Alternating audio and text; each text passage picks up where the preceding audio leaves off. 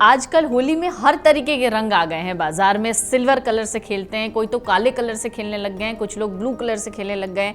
क्या कोई एक ऐसा शुभ कलर होता है जिससे हमेशा होली खेलते रहना? देखिए, बाकी तो आजकल तकनीक का जमाना है, जो कलर नहीं भी होते वो कलर तैयार किए जाते हैं, पर हमारे सबसे मेन 4 रंग होते हैं कि लाल, पीला, हरा और गुलाबी। ये 4 रंग है। बाकी उसके आगे तो बहुत सारे रंग हो जाते हैं। तो ये 4 रंग से ही होली खेली जाती है। शास्त्र में 4 वेद हैं और 4 रंग हैं। तो वेद के अकॉर्डिंग ये रंग की होती है। अगर आप देखते हैं, कभी पूजा पाठ करने के लिए जाते हैं, हमारे ब्राह्मण लोग, आचार्य लोग, वो वेदियों की सजावट करते हैं, तो उसमें 4 रंग डालते। एक रंग जो है छाया, जो ग्रह होते जैसे शनि, राहु और केतु, उसमें ब्लैक रंग का भी यूज करते। पर मेन जो रंग होते हैं चतुरंग बोला जाता है, जिसके 4 रंग हों। तो इन 4 रंग से ही होली खेलने का विधान है। बहुत सारे लोग बाग हैं, बहुत सारे केमिकल्स ला करके करते हैं, लोगों को एक तरह से परेशान करने। होली में किसी को परेशान नहीं होना चाहिए, किसी के मन में दुख नहीं होना चाहिए। अगर आपने किसी को भी रंग लगाया और वो मनताकरण से दुखी हुआ, तो आपको उल्टा ही नेगेटिव इफेक्ट आता है।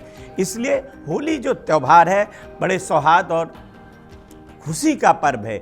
अगर किसी को रंग लगा भी रहे तो इन 4 रंग का ही प्रयोग करते हैं, जिससे हमारी ऑरा जो है वो पॉजिटिव बनी रहती है। आपको खुद, आप कहीं भी जाते हैं, फ्लावर क्या करता, कुछ देता नहीं है। अगर कहीं से आप निकलते हैं, किसी पार्क में कोई आपको लाल, हरा, पीला फ्लावर दिखता है, फूल दिखता है, तो मन के अंदर में एक उत्सुकता यानी खुशी उत्पन्न होने लगती। इसलिए 4 रंग से ही होली को खेलना चाहिए। कि ग्रहण के दौरान कुछ सावधानियां बरतनी होती है, और होलिका दहन में क्या करना चाहिए। तो ग्रहण के दौरान हमारी माताएं, बहनें, गर्भवती हैं, उन्हें खुले आसमान के नीचे ग्रहण के दौरान, सूतक की बात नहीं करता हूं, अगर हम सूतक की बात करते हैं तो ये 12 घंटे पहले सूतक लग जाता है, यानी 3 तारीख को भोर में ही सूतक लग जाएगा। उस दौरान अगर आप बीमार हैं, बुजुर्ग हैं, अस्वस्थ हैं, दवा लेनी है, तो आप कुछ डाब घास आती है, वो जल में और भोजन में रख दें। नहीं तो उस दौरान भोजन नहीं कराने, बच्चे हैं, बिगर नाश्ता के नहीं रह सकती, तो कुछ आती है। कोई भी चीज़ बनाते हो कुछ रख करके ही, जो डाब जिसको नॉर्थ इंडिया में बोलते हैं, कहीं कहीं कुसा भी बोला जाता, वो कुसा रख करके भोजन, जल इत्यादि लेना चाहिए।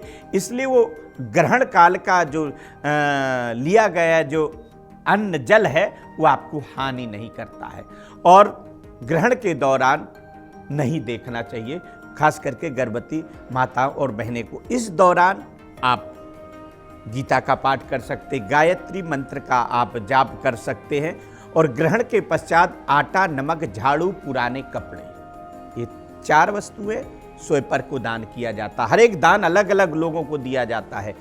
और दूसरा, एक कांसे के पात्र में घी भर लें, एक ताम्र पात्र डाल करके और कुछ फल मिष्ठान लेकर के नहाने के पश्चात और ब्राह्मण को देना चाहिए। अगर ये 2 दान हम करते हैं तो ग्रहण का कोई भी नकारात्मक प्रभाव हमारे जीवन में नहीं पड़ता। होलिका दहन में 2 तारीख को जब आप होलिका दहन करने के लिए जाते हैं, तो बड़े उत्साह के साथ में हमारे माताएं, बहनें आटा, और आटा नहीं है तो आटे का चोकर, राई और नमक और लाल मिर्च वो मिक्स कर ले, और हर एक परिवार के सदस्य के एंटी क्लॉकवाइज 3-3 मुट्ठी उतारा करके एक कटोरे में रख लें, और जो भी होलिका दहन में जा रहा हो वो उतार करके डालना चाहिए। इससे हम साल भर सेहतमंद रहते हैं। किसी प्रकार की, आप कहते हैं ना, कभी हाय लग जाना, कभी नज़र लग जाना, कई दफ़े नकारात्मक शक्तियाँ हाँ भी होती हैं। आप देखते हैं कि चौराहे में आपको नींबू कटा मिल जाता है, कोई घड़ा भर करके रख जाता है। तो अगर इस तरह का भी कहीं स्पर्श होता है तो हमारे इस जीवन में नकारात्मक प्रभाव नहीं होता है। बहुत बहुत शुक्रिया आपका, और इतनी बेहतरीन जानकारी के लिए, और हर एक चीज़ के बारे में इतनी बेहतरीन तरीके से बताने के लिए। तो बने रहिए अमर उजाला .com के साथ। अगर आप ये वीडियो YouTube पर देख रहे हैं तो हमारे चैनल को सब्सक्राइब कर बेल आइकन दबाएं और Facebook पर देख रहे हैं तो हमारे पेज को लाइक